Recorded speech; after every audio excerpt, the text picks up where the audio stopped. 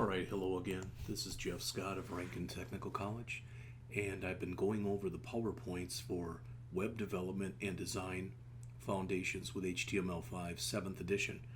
We're up to Chapter 6, which begins on page 239 and is all about page layout. So, we want to describe and apply the CSS box model, configure margins with CSS, configure float with CSS, configure fixed, relative, and absolute positioning with CSS, create two-column page layouts using CSS, configure navigation in unordered lists and style them with CSS, add interactivity to hyperlinks with CSS pseudo-classes, and finally configure web pages with structural elements including section, article, and aside. Now, I'm going to show you two pictures of the CSS box model. One of them is right here, and the other one, which I have shown in the past to people, I'm going to type in here Red Melon CSS box model. It used to be under redmelon.net, but it's been moved, so I think it's this one. Right. All right. I've got a 3D-ish picture here, and if I move it all the way to the right, you can see what it looks like. All right, and you can see where the margin is, where the background color is, where the background image is, where the padding is, and where the border is. And as I adjust the perspective, you can see these things in 3D-ish type of look. The key thing to realize is, for lack of something better, virtually everything that you do on a web page gets put into its own box and does have its own margin, background color, background image, padding, and border. All right, so you can keep that in mind as we get started. Here's how the author shows it, and it really is the same thing. Again, the reason that I like to show that other one is because it's got a little bit of a 3D type of look to it. But your content, as it says, that's your element, whatever it is. Surrounding the content is padding. Surrounding the padding is the border. Surrounding the border is the margin. All right? And as you can see, whether it's a border, whether it's a margin, whether it's padding, there's a top, a bottom, a right, and a left.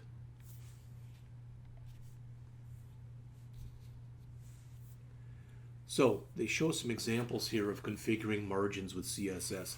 Hopefully by now you remember this. All right. Now remember again, it's margin top, then right, then left. That's not right. It's top. Well, let's look at this one. This is zero margin all the way around. This would be 20 pixels of margin on top and bottom, and this would be 10 pixels on right and left. Not sure how to read this one.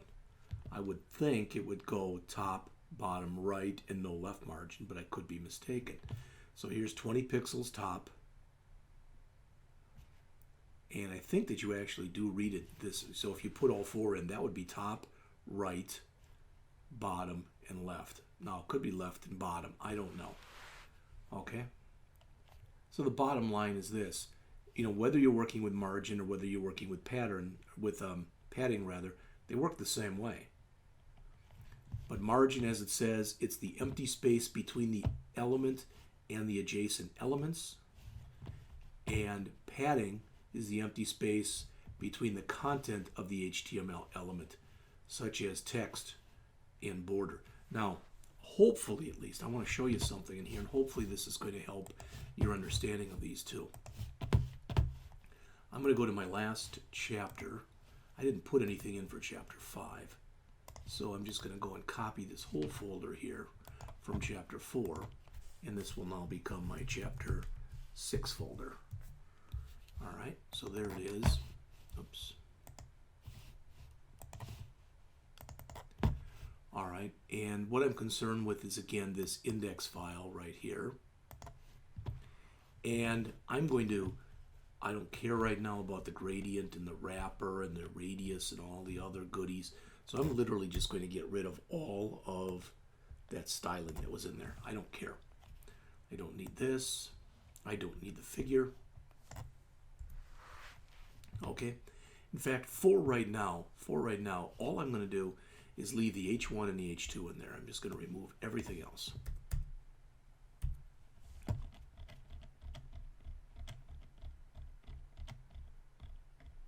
That should do it. So let's double check. So if I look at that right now, I should have just an H1 tag and an H2 tag. And it's not showing me anything. Why would that be?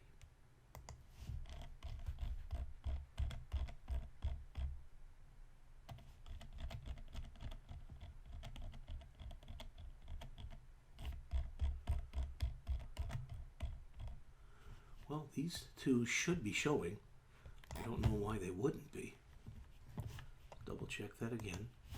Not showing, as you can see.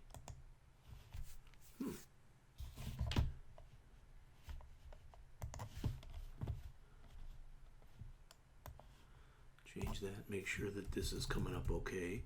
Chapter 06 webpage. There's the body.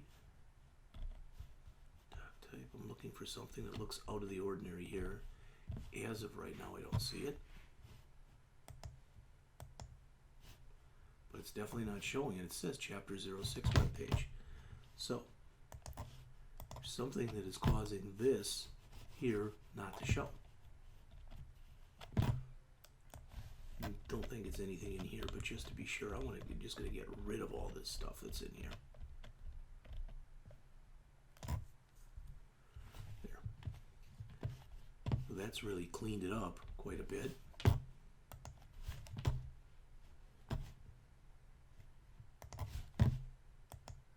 Still not showing anything though. Why would that be?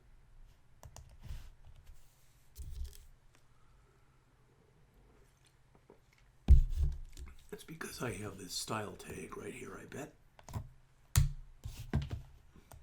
Let's see if that's it. There you go. So this is an H1 header and this is an H2 header. Good. All right. So what I'm going to do is I'm going to style the H1 header. All right. So I am going to add a style tag in here.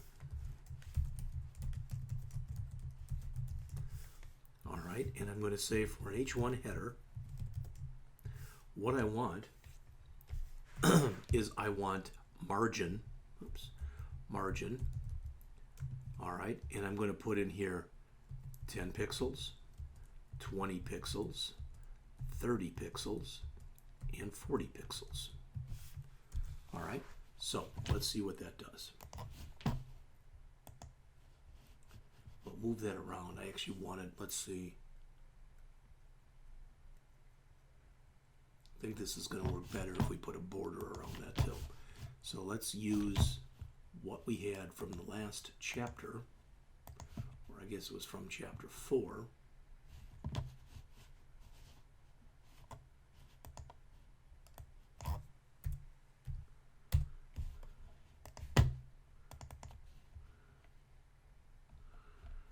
Where we had that border, etc.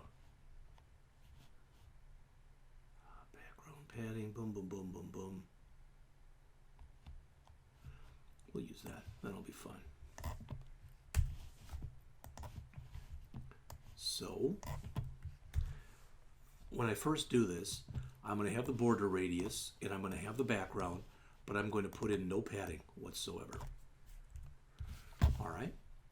Again, hopefully this will totally make sense in just a couple minutes when we look at it. All right, so there we have it. This is an H1 header. You can see everything in it. Doesn't look all that great, and that's all. That's fine. It's just fine. If I do want to make sure it fits in there, etc., I can change the width from 200. Let's change it to 250, and we'll change. Whoops, sorry. We'll change the width to 250, and we'll change the height to 100.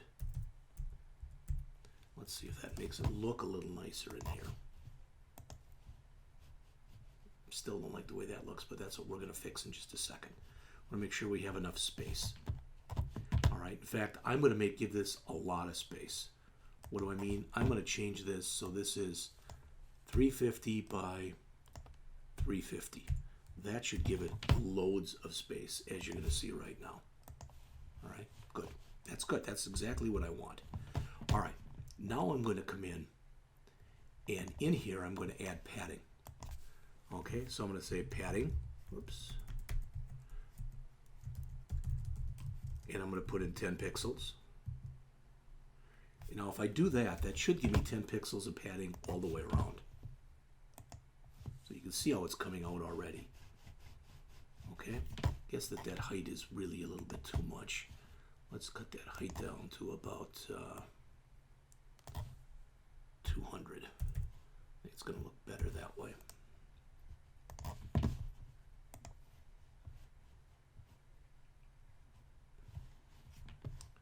Okay.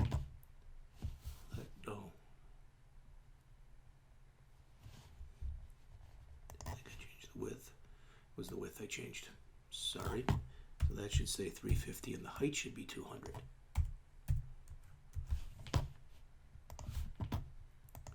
That's what I want to see. Okay, good. Now, what I just told it to do was to put 10 pixels of padding all the way around.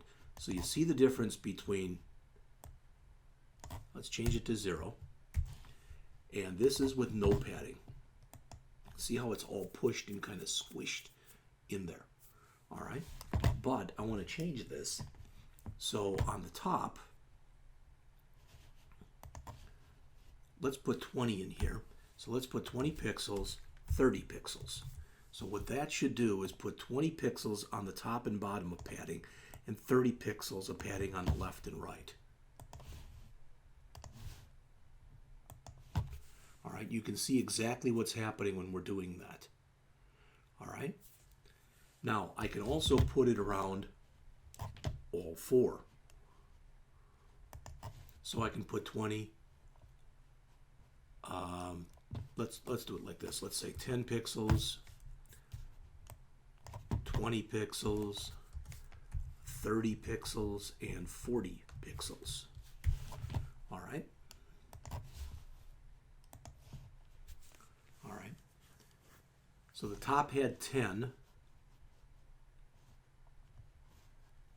Over here, we had 20. But this looks more like it's 40, so I'm not sure. I was always told that it goes top, right, bottom, left, and that's the order. All right. So if we look at that, top, right, bottom, left. These look like they are actually opposites of one another. So I'm going to change this to 40, and I'm going to change that one to 20. And I want to see if this reverses. In other words, if I get a bigger margin here and a smaller one here. And all that happened is I got a smaller one here. All right. Well, what I'm trying to show you, I'm not doing a great job of it, but what I want to show you is all this stuff that we put in here with padding, I want to now change to margin. So I'm going to put in margin. In fact, let's do this. We'll put in padding, 10 pixels all the way across. You've already seen this, but there it is. Okay, so there it is with padding. Now let's do the same thing, but let's change the word padding to the word margin. All right, so you see how it looks with padding. Here it is with margin. See, there's a big change. Sometimes, at least with me, I get confused over which to put in there, to put in padding or to put in margin. Again, remember, as we said, margin is around the whole thing. Padding is actually, as we take a look, padding is actually around the element itself. Margin is kind of like what's around the border. So padding is kind of inside, margin is kind of outside. Now, I'm going to take for granted that that still doesn't make sense to you. So I want to show you this in one other way. Okay, I don't really care that much about the H1 and the H2, But what I'm going to do very quickly in here is I'm going to put in a small table.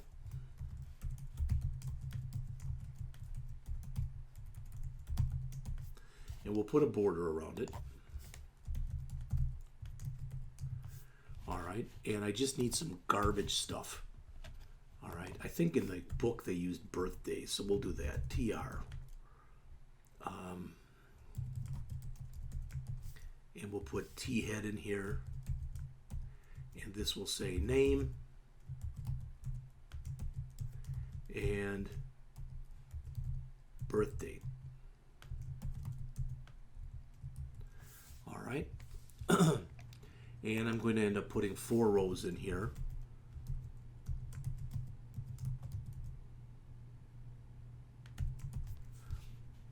And I'll do it for the members of my family except for me.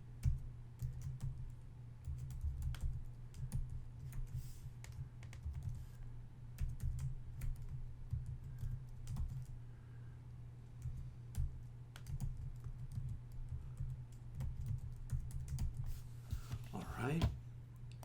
If you bear with me for a second, because it may not make any sense at all what I'm doing and why I'm doing it, but hopefully it will in just a minute. Taylor is 7:31. Mackenzie is 6:15. And finally Chloe is 9:13. All right, so I now have my table in there, and if I go and run this and look at my table, there it is, and it looks just fine.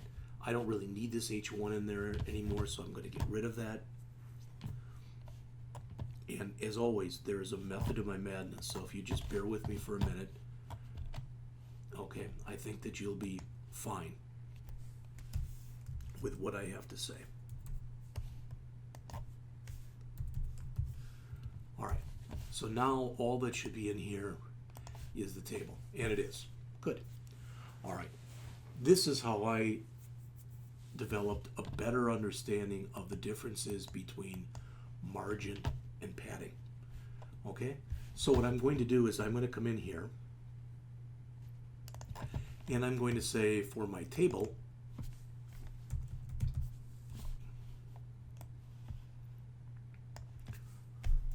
let's give this a bigger width.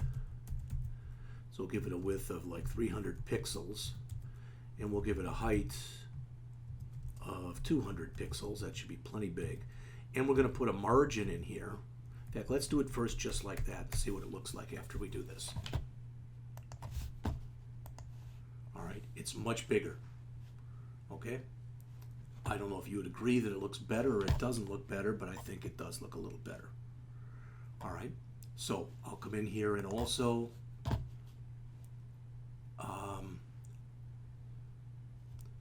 we'll do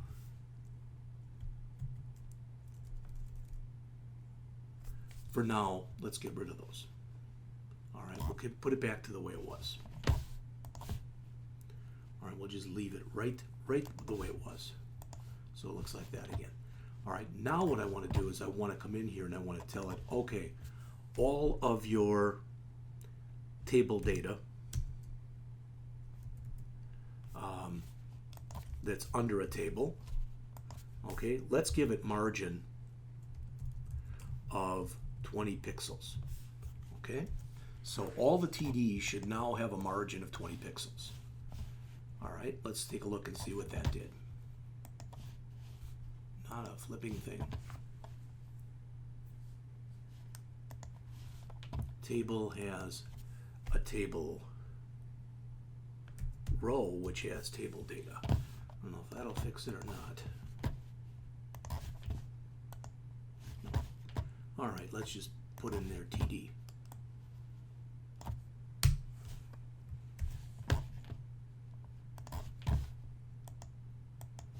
We're not getting anything. TD, table TR, TD.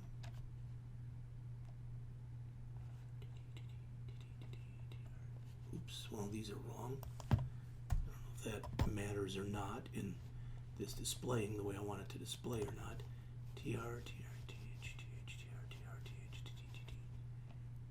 That has got to be another one there. And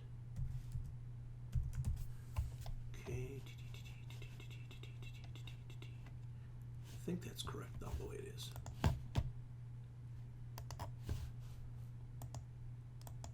But still not giving me anything.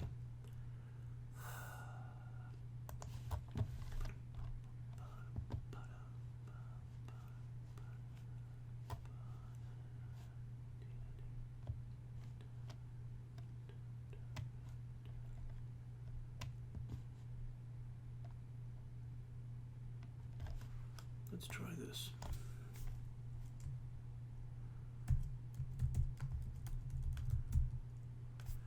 We'll make that a class.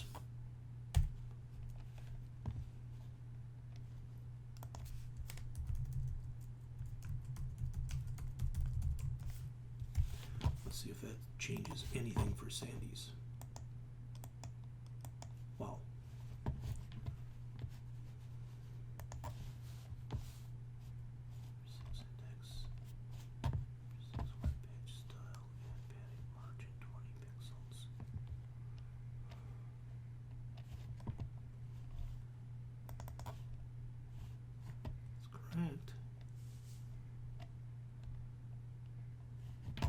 Let's try to apply that add padding class to the table itself.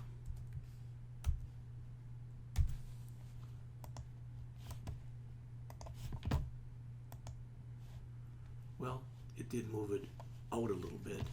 That is not at all what I wanted to have happen. So,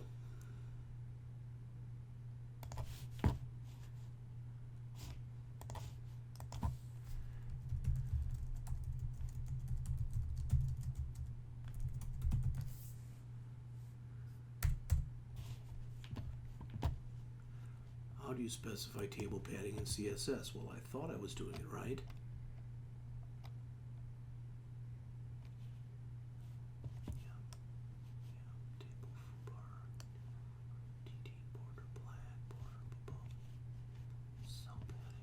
See, to use the old cell padding and cell spacing, those are old. I can put that in there. All right, I can put that in there, but that's considered really old school to do that. Let's try that. Let's try cell padding in there.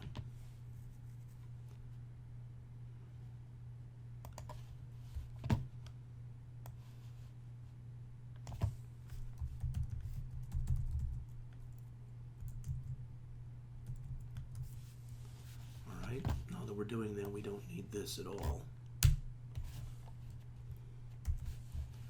But I just added cell padding of 10 pixels all the way around there, so let's see if that did anything. And you can see that it did. All right, that's padding. That's the area, okay, that's basically around here. But let's change this from cell padding to cell spacing.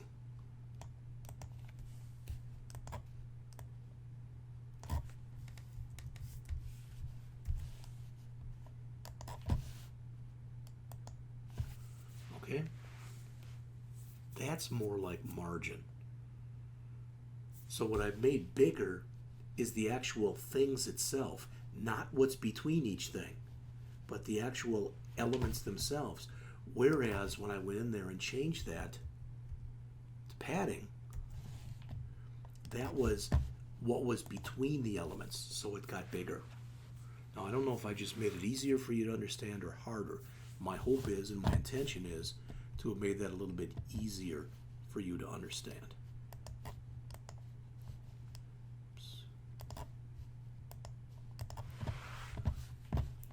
All right, so there's a lot of stuff in the chapter that goes through this probably better than I just did. But margin, empty space between the element and the adjacent elements. Padding, the empty space between the content of the element and its border. So it all has to do with where it sits. Here's another picture of it.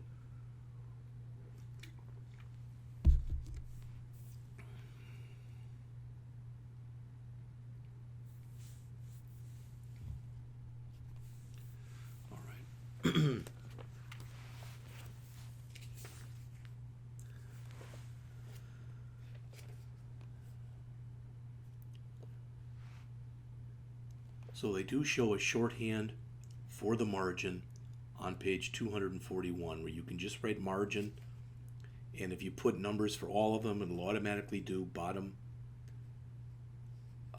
top, left, and right. Okay? All right. The next thing that's discussed in here, and you see it on the slide, is normal flow. Browsers render your web page code line by line in the order it appears in the HTML document, which is also known as normal flow.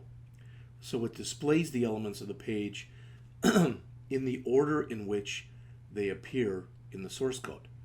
Now you see two different examples here, and what these two examples show are two different divs.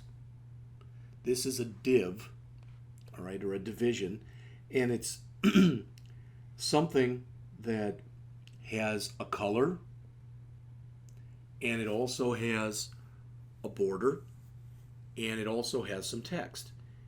In this one here, you see the divs. So this div is shown in code, and then this div is underneath it. In the second example, the second div, the one that says this is the inner box, that is nested inside of the first div. And that's what's important to realize. The difference between these two things, one says first and second and one says outer and inner, that's not that important. They're the same basic drawings, but in this one we have two different divs that are outside of one another. In the second example we have two different divs, but the second one is literally nested in code inside of the first one.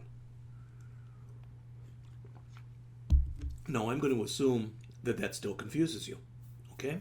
So I want to try to show it to you this way, and hopefully what I'm about to show you again will make it better and not harder for you to understand. I'm going to go back to this. I don't need the table anymore, so I'm just going to comment out the table.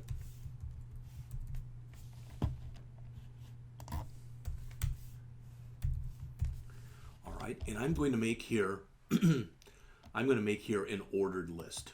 Okay, and I'm going to assume that an unordered list. And I'm going to assume that maybe later I'm going to use this for navigation or something. So I'm going to put in here li homepage,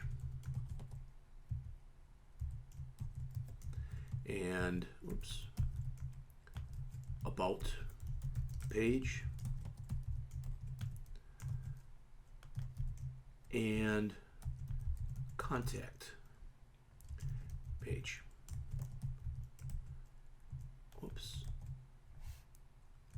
And we'll please put one more in here. I don't know why I would do this, but I'm going to put in here comments page. Okay? Now that should resonate just fine. There shouldn't be anything wrong at all with that as far as I can tell. But let's look at it. Okay? So there it is. Homepage, about page, etc. So you see what it looks like. All right? Now, if I come through there and I add underneath that, so I'm going to grab this and I'm going to put it in there twice. So I'm going to call this home 2 page, about 2 page, contact 2 page, and comments 2 page. All right. So this example that you see on your screen right here is very reminiscent of what you see here. Should be. We should have two different lists. There they are. Okay. But if I go and instead I nest, and I'm going to go back and I'm going to recopy this. This I'm going to leave as it is, but I'm going to recopy it underneath it. Then what we want to do is we want to come up with something that looks more like this one. All right, so in order to do that, what I'm going to do is I'm going to grab both my unordered lists that I had just a minute ago, and I'm going to put in about 3 line breaks. And then I'm going to paste that back in. But now what I'm going to do is instead of having 2 unordered lists like this, after my contact page, I just pick that at random, I'm going to come in here and I'm going to paste this in right under my contact page. There's a reason that I'm showing you this. the way I'm showing it to you and where I'm showing it to you. Okay, so now I'm going to save that, and let's take a look at the example. See how it changes? What I'm starting to show you is how you would lay out a menu, and this would end up being a submenu. So this would be two different menus here. Here would be a menu, a menu, a menu, and underneath this menu would be these submenus, and then another menu option. So again, in the first instance, we had two different ordered lists, unordered lists. They may or may not have anything in common. In the second case, we nested that second unordered list inside of one of the elements of our first unordered list. And that's what I wanted to show you.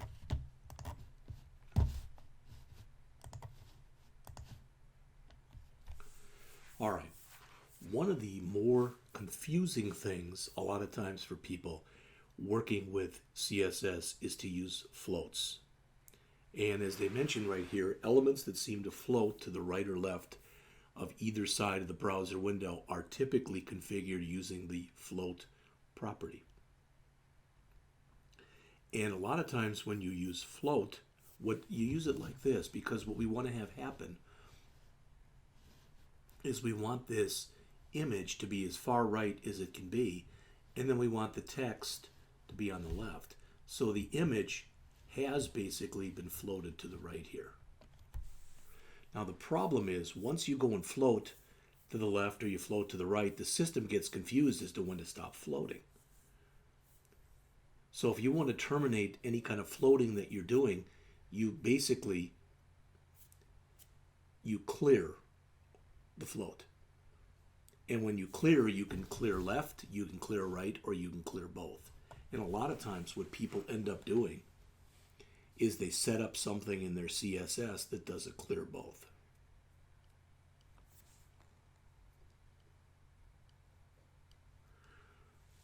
So they're showing an example here. It says here, clear left was applied to the H2. Now the H2 displays after the floated image. But here, the system, what it did, because it says the H2 is displayed in normal flow, well, it can't go all the way to the end because the image is taking up some of that, so it gets pushed over. But if you want it to go down below, all right, you can clear left. The overflow, well, again, the idea with an overflow is, what do you want to have happen when you've got too much content for the area in which you want to put it? All right.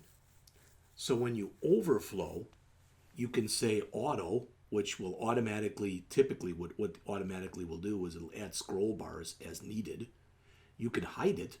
So if you do have extra overflow text, you literally do just hide that.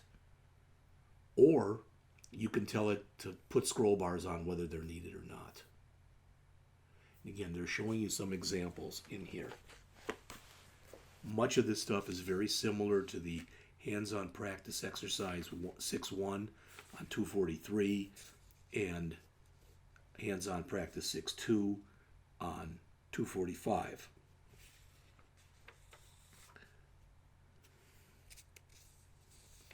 So the overflow property, again, is often used to clear a float, but its intended purpose is to configure how content should display if it's too large for the allocated area. All right. So again, you may or may not be able to see that, but down here, this is just as much room as it needs, and down here, where that shows, and it shows much better in your book, all right, that it spreads it out a little bit.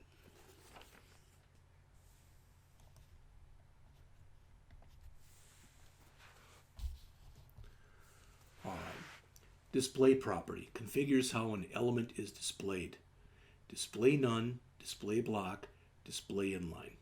Okay? All right.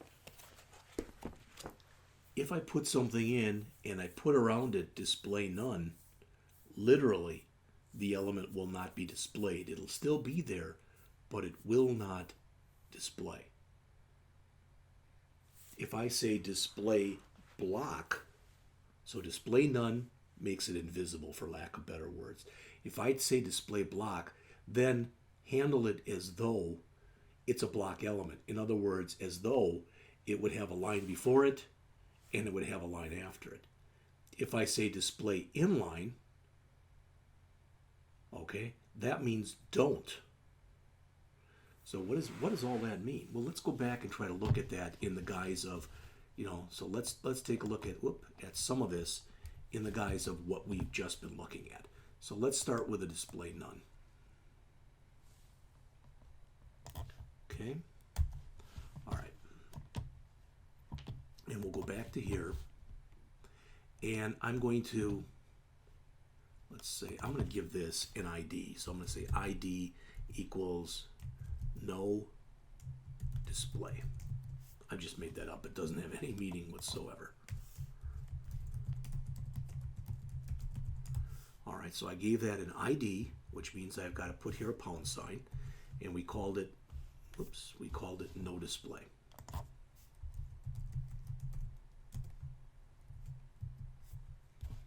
And we're saying here display none. Now, if we configure this right, what that should mean is this right here should not show. All right? You saw that it was there. You can see that it's there, but when we refresh, it's now gone. So if you've got something that you don't want to show on a page, one way to remove it is to use display none.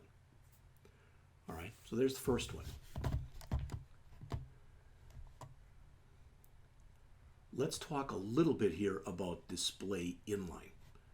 All right, again, if you bear with me for a second, there's a reason I'm trying to show it to you in this way. So we're going to call that no display. This one will add an ID, and we'll call it what it is, display inline. All right, so let's add that.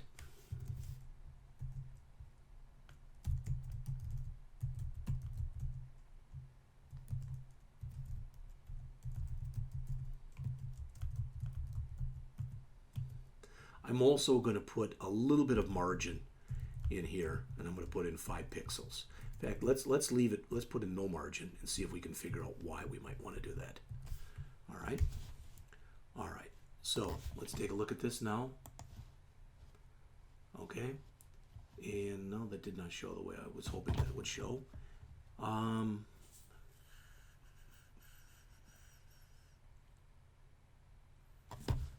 Do it to the LI and not to the UL. So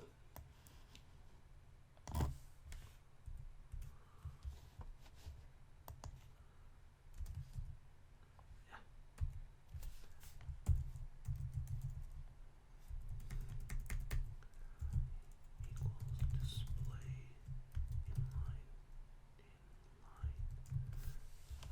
Okay, let's try that.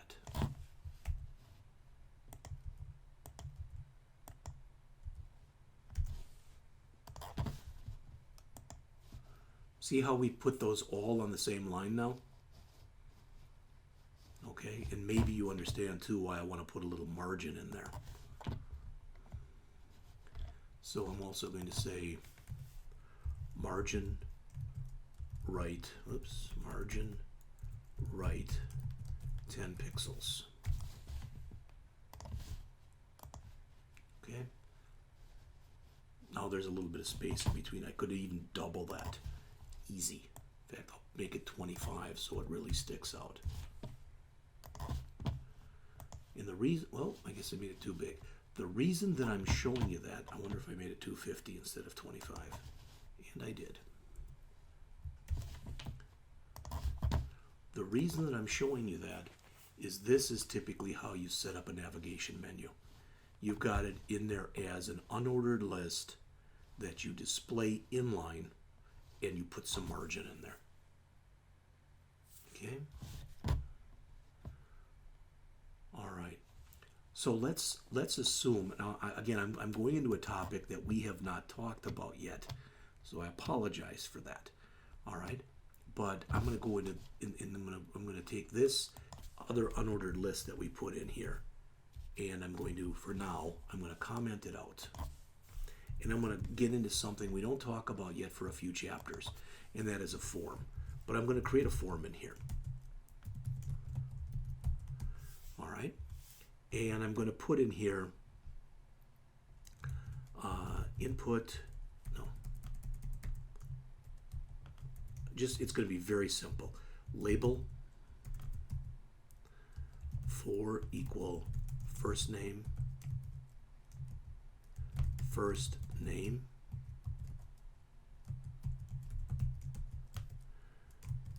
input type equal text, name equal first name, ID equal, this is all stuff we're going to go over in later chapters. Please don't let it bother you. All right, so I'm going to put that in there. So I've got a first name. I'm going to add a last name.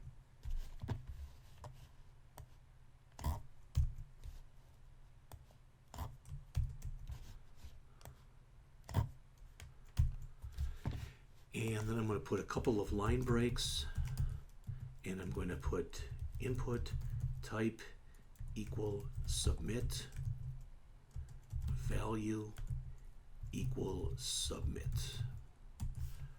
All right, there's a reason that I'm doing this. Again, if you just bear with me for a second. All right, so that's what I just created. Okay, but you notice how they're all on the same line?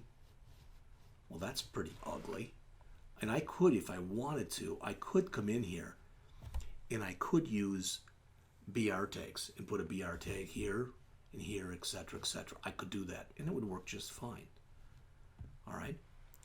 But the other thing I could do is I could come in here and I could say for example, for my labels,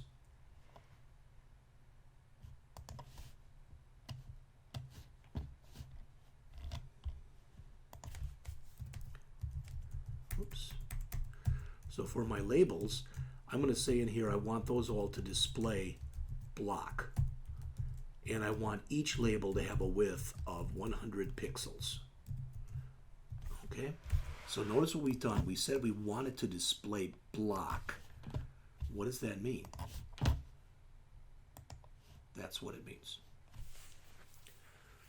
So now it puts the label and it treats it as though it's a block element, so it has a line before it and a line after it. All right, so I mean there's all sorts of different things that I can do with this. All I wanted to show you right there very quickly, and maybe okay and maybe not that okay, but what was the difference between using the display none in order to hide something, the display block to render something as a block element, and the display inline to make it display as an inline element. Okay? All right. The next thing that's discussed in the book here, starting on page 249, is how to set up a two-column layout. And that's what you see on the screen here. So the first column where it says nav here, that's this. Main, that's this. Header, actually main is really everything. All the stuff that's in white here and the stuff in blue. That's header. This is your content here, and down at the very bottom is your footer. The point is we have a two-column layout where we've got our navigation on the left. It's a common web design. You can accomplish that with CSS by configuring one of the columns to float on the web page. Right? Sorry. Again, I apologize for that, but when you're working at home, you've got to put up with the elements. So in this example, what we're going to end up doing here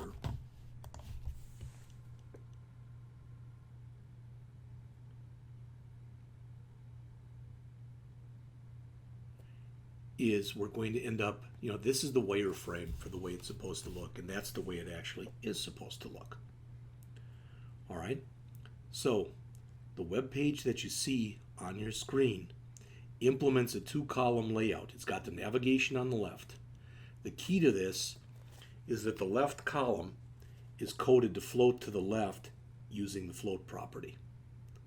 And then the browser renders the other content on the page using normal flow. Okay? So you've got this set up, and they show you the code for it on pages 249 and 250.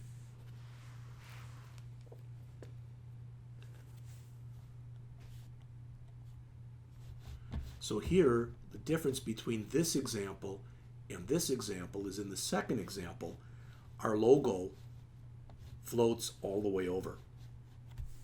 Okay? So there's a lot of different ways that this can be done. And again, they show it to you in the book. All right? My intention going over these PowerPoints is just to introduce the stuff to you so that once you start to get in class and you start to go over the stuff, ideally at least, it'll make a little bit more sense. All right. Vertical navigation, up and down. Notice they've set the list style equal to none, and that removes the dots. Then they set the text decoration equal to none, and that removes the underlines. All right, so that's vertical. But if you come in here and you change that and you say display inline, that changes this to this. And that's what I just showed you. All right.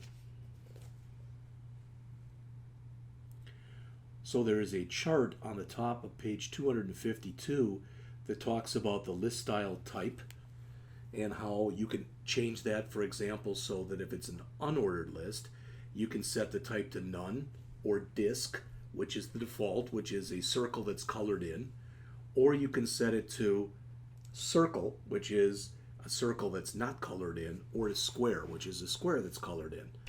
Also, what you can set for an ordered list is decimal, which is numbers, upper alpha, so uppercase letters, lower alpha for lowercase letters, and here they show lower Roman, but I thought there was an upper Roman that you could use also.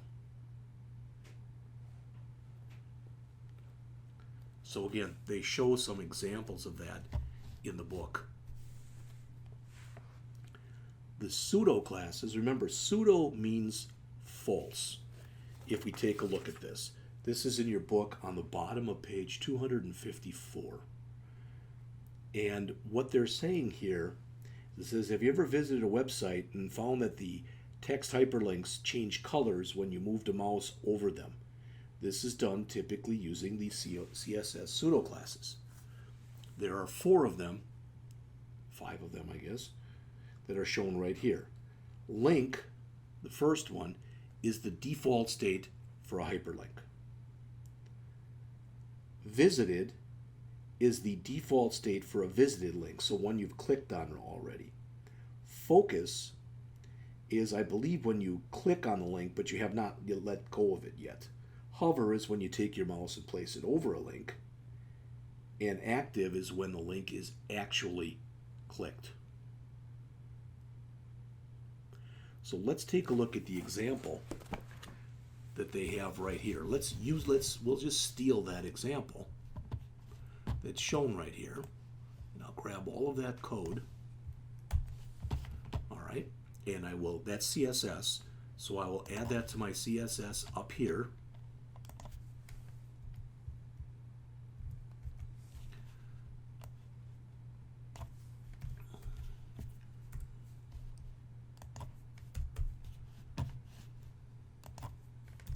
And you'll notice the default color, again, that's red, green, blue. So the default will be some version of blue. All right. Visited, meaning you've clicked on it already, will be a combination of green and blue.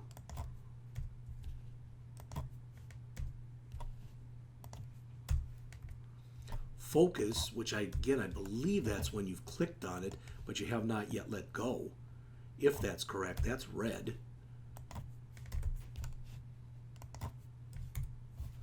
Hover is when your mouse hovers over it. And as you can see, again, that's another combination of green and blue.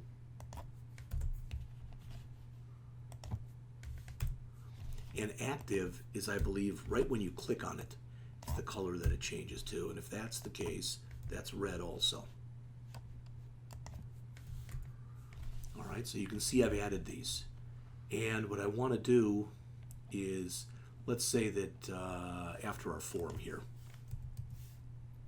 let's put a paragraph tag in. For more information, see the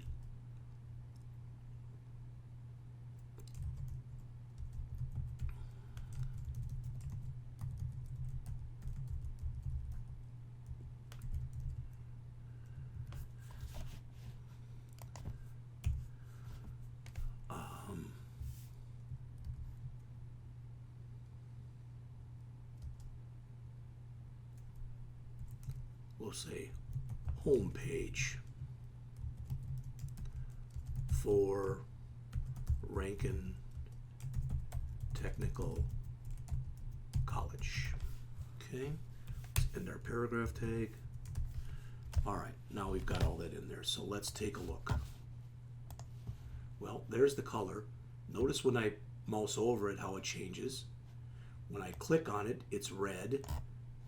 Okay, and once I've clicked on it, meaning it's been clicked on, it again, it stays red. So you see that?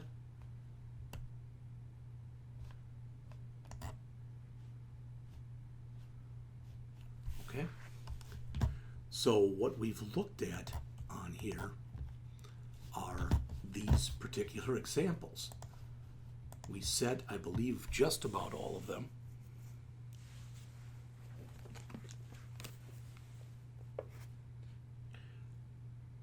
We've got the default state for the link, which again was a version of blue. We've got visited when we have clicked on it already. All right. We've got focus when we click on it, but we haven't let go yet. You saw that was red. That's the same thing for active. And we had hover that had a different color when you just put your mouse over it.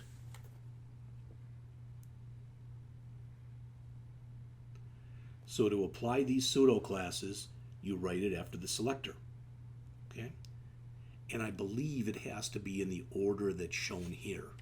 So you do link, then visited, then focus, then hover, then active. There is a hands-on practice exercise on pages 255 and 256, which will give you more practice using this.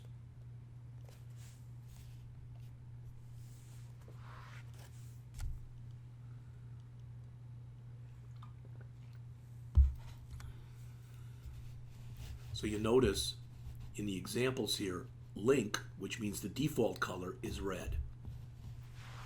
Here it says when you hover, so when you have your mouse placed over it, remove any underline and set the color to a version of blue. Okay. All right.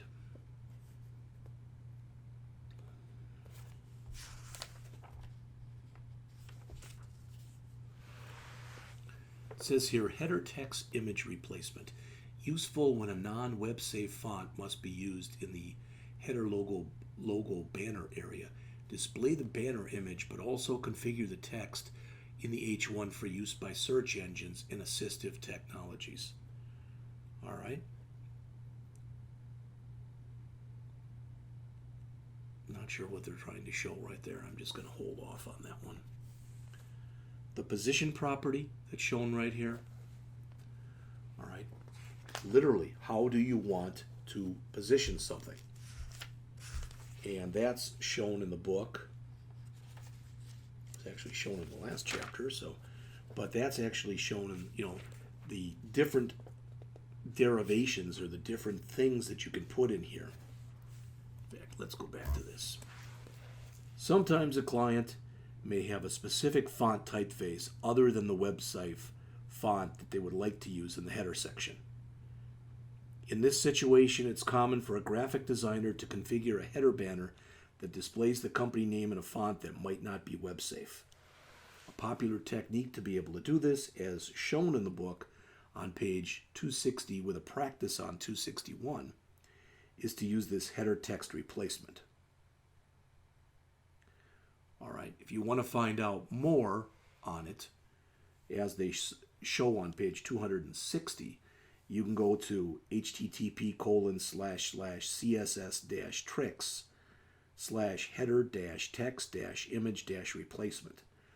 Again, it allows you to configure a header banner image that displays text and an H1 element that contains text. The key is that the H1 text does not display within the browser viewport, but is available for assistive technology.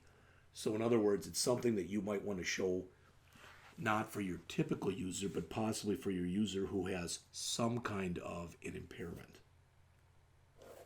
Again, there is a hands-on on this on 261.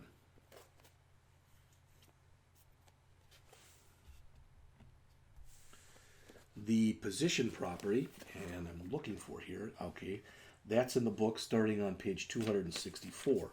Before we go over that, it's interesting because the author doesn't have this here in her PowerPoints, but on pages 262 and 263, the author has a hands-on practice with a web page that displays a group of images.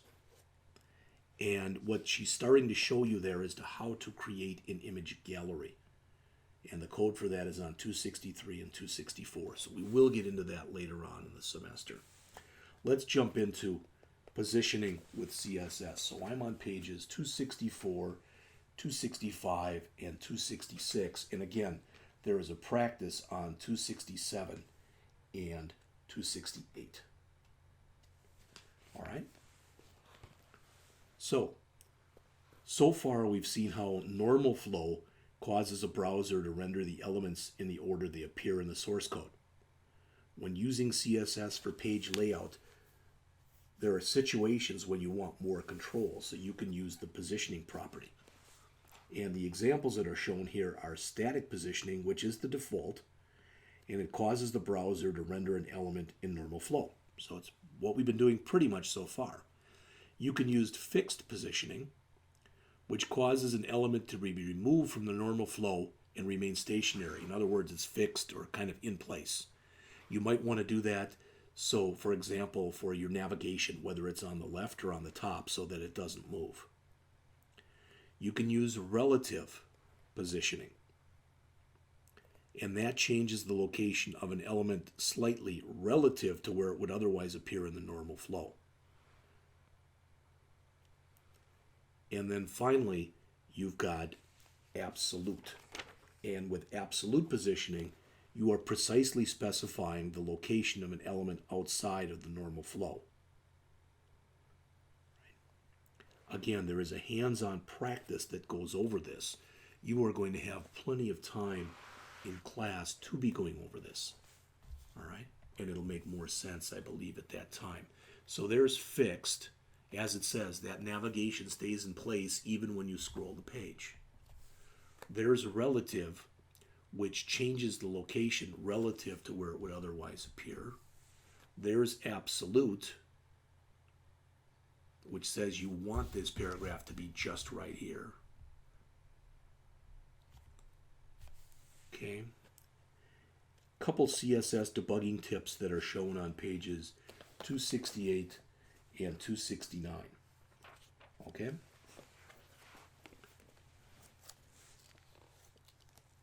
The key to becoming, in my opinion, the key to becoming a good developer, whether it's a web developer or whether you want to be a programmer who writes JavaScript, or you want to be a programmer who writes Java, or you want to be a programmer who writes some other language. Code a little and test. Code a little more and test. I have seen in the past, I have seen students write hundreds of lines of code, literally, and I'm not exaggerating, and then save and finally test. The advantage that you get should just be obvious. By writing a little code and testing it, is it's so much better because if you make a mistake, you can fix it right then and there. But as far as some CSS debugging tips, manually scan your CSS and see if you made any errors. Use the CSS validator. This one can really help. Configure temporary background colors. Excuse me. So if I was working and this was my page again, and I had problems with that page, what I could do is I could take all of this right here, all of that, and I could put it in a div and make it red, for example. I could take all of this form stuff and put it in another div and make the make background red, make the background green. I could take this thing on the end and I could make the background yellow, for example. And if I did that, it might make it much easier for me to search through what I'm working with. All right? Okay, just a suggestion. Everyone debugs, in other words, looks for errors in their own way. All right? If you think there's a problem with your CSS and you really don't want to remove it, comment it out. But remember, when you comment out something, all right, remember that eventually you might want to comment it back in. Your pages will not look the same in all browsers. Stuff in IE will look different than stuff in Firefox. It will look different from stuff in Chrome, etc. And that last one in there is a key one. Not only should you be patient, but sometimes the very best thing that you can do is literally just get up and walk away for a couple of minutes. Get a drink. Go to the bathroom. Just walk, take a very short walk. Sometimes you get so engrossed in what you're working on that you become part of it. You get sucked into the vortex and you're part of the problem. All right. The last part of the chapter, which starts on page 270, is going to talk about some more of the new HTML5 elements. In particular, so far we've talked about the header element, we've talked about the nav element, we've talked about the main element, and we've talked about the footer element. I'm not going to read those to you. You can see them on the screen right there. But on page 270, they talk about some additional elements. Okay? Those being, as you see there, the aside element, which typically you use for a sidebar, or something that might be related. So this might be what you see down here on the screen. That might be your aside. A section element, to indicate a section of a document, such as a chapter or a topic. This might be one section. Here, it might be two different sections, for example. An article element, which is intended to be to present an independent entity, such as a blog posting, and I guess that's what that really is. And a time element, which has to do literally with time. Now, one bad thing about this, so to speak, and there is a hands-on practice on 270, 271, and 272, but one bad thing, so to speak, about this is some people believe, oh yeah, you should put all your articles inside of sections, etc. And other people think, no, your section should go inside of articles. There's no standard on how this should be done. All right? And what I would tell you is what's important with that is for you, if you're working with an existing web page, stick to the standard that's being used. If you're creating something that's brand new, then you create the standard, but stick to the standard. All right? HTML5 compatibility with older browsers. We've talked about this a little bit. All right? That some older browsers aren't going to recognize things like header, main, nav, footer, etc. So you can see that HTML5 shim. It's also called shiv. What it does is it uses what are called conditional comments, and that's what you see right here. This says if you're using IE and you're using a version that's less than IE9, then add this file. All right, so it causes IE to interpret JavaScript statements that configure. So as much as possible, it helps them to recognize HTML5 tags. All right, or at least if they don't recognize them, not blow up when they see the HTML5 tags. So there is a hands-on practice on this on page 274. All right. The next thing that's in here is when you use a class versus when you use an ID. If I know that I'm only going to have something once on a page, all right, so if I'm going to apply something to only one page element, I should use an ID. If I know that either I'm going to apply something to more than one element on a page, or maybe eventually to more than one element on a page, I use a class. Remember, when you set up the class in your CSS, you use a dot. When you set up the ID in your CSS, you use a pound sign. And in your actual HTML, you say ID equals or class equals. And that's it. So this chapter, as it says, introduced us to the box model. Wasn't a long chapter as far as the number of slides is concerned, but it's a very, very technical chapter because we talked about the box model, some pseudo classes, 2-column layout. We talked about positioning and several other things. So I will be back next with Chapter 7, and Chapter 7, which begins on page